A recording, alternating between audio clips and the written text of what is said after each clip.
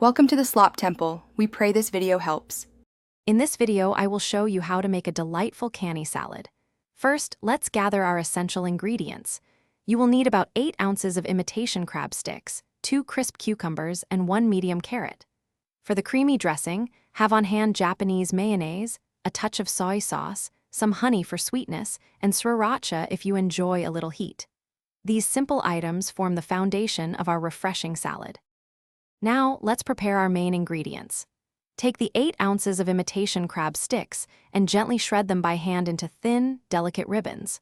This technique creates the perfect texture for the salad. Next, julienne your 2 cucumbers and 1 carrot into uniform, matchstick-sized pieces.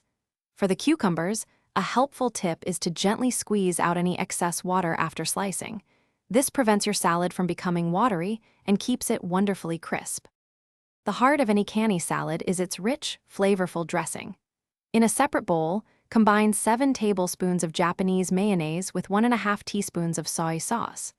Stir in 2 teaspoons of honey, which adds a subtle sweetness, and 2½ tablespoons of toasted sesame seeds for a nutty depth. If you like a bit of spice, add about 2 tablespoons of sriracha, adjusting the amount to suit your taste. With all components ready, it's time to bring our Kani salad together. In a large mixing bowl, combine your beautifully shredded imitation crab and the julienne cucumbers and carrots. Pour the creamy, flavorful dressing evenly over the mixture.